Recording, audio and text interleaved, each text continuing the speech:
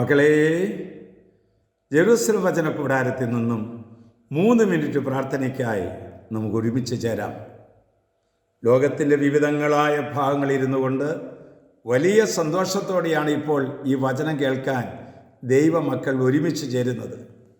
ഒരു മാലയിലെ പുഷ്പങ്ങളെപ്പോലെ ഒരുമിച്ച് ചേർന്ന് ഒറ്റ ലക്ഷ്യത്തോടെയാണ് നമ്മൾ ഈ വചനത്തിൽ പങ്കെടുക്കുന്നത്.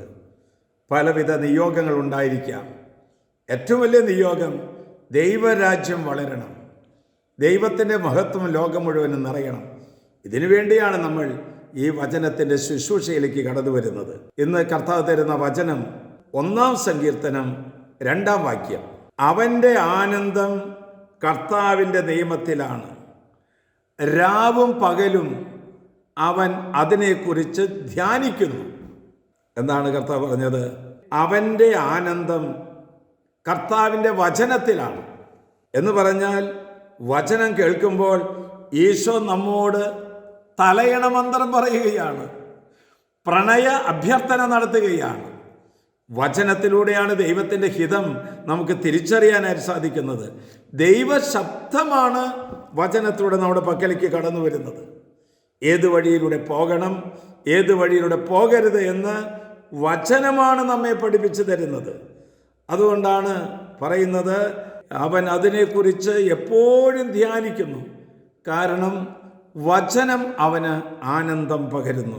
വചനം നമ്മൾ ഭക്ഷിച്ചാലുണ്ടല്ലോ അതിന് ടേസ്റ്റ് കൂടും. വചനം നമ്മൾ അനുഭവിച്ചാലുണ്ടല്ലോ അതിൻ്റെ അനുഗ്രഹം വളരെ വലുതാണ്. അവൻ്റെ ഐശ്വര്യം അവസാനം വരെ നിലനിൽക്കുമെന്ന്, കുറച്ചു കാലത്തേക്കല്ല, അവസാനം വരെ നിലനിൽക്കാനായിട്ട് ഈ വചനം അവനെ സഹായിക്കും. വചനത്തിൽ പറയുകയാണ്, അവൻ നീർച്ചാലിനരിയെ നടപ്പെട്ട വൃക്ഷമാണ്, ഇല കൊഴിയാത്ത വൃക്ഷമാണ്, ഫലസമൃദ്ധിയായ വൃക്ഷമായി തീരുന്നു. ആര്? വചനം ശ്രവിക്കുമ്പോൾ. അതിന് 3 കാര്യങ്ങൾ ശ്രദ്ധിക്കണം. 1-ാമത്തെ കാര്യം, ദുഷ്ടൻ്റെ ഉപദേശം സ്വീകരിക്കരുത്. 2, പാപിയുടെ വഴിയെ നടക്കരുത്. 3, പരിഹാസൻ്റെ പീഠങ്ങളിൽ ഇരിക്കരുത്. അങ്ങനെയെങ്കിൽ അവൻ്റെ ജീവിതം അനുഗ്രഹപ്രദമാണ്, ഫലപ്രദമായി തീരുമെന്ന്. അതിനു വേണ്ടിയിട്ടാണ് നമ്മൾ എല്ലാവരും ഒരുമിച്ച് ചേർന്ന് പ്രാർത്ഥിക്കുന്നത്. ഒറ്റയ്ക്ക് പ്രാർത്ഥിക്കുന്ന പോലെയല്ലല്ലോ, ഒരു വലിയ സംഘമാണ് ഇപ്പോൾ പ്രാർത്ഥിക്കുന്നത്.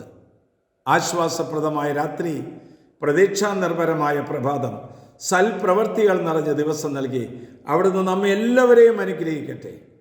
നമ്മുടെ കർത്താവ് ഈശോ മിശിഹായുടെ കൃപയും പിതാവായ ദൈവത്തിൻ്റെ സ്നേഹവും പരിശുദ്ധാത്മാവിന്റെ സഹവാസവും നാം എല്ലാവരോടും, ഇത് ഷെയർ ചെയ്യുന്ന എല്ലാ മക്കളോടും അത് എത്തിച്ചേരുന്നതോടുകൂടി ഉണ്ടായിരിക്കട്ടെ, ഇപ്പോഴും എപ്പോഴും എന്നേക്കും.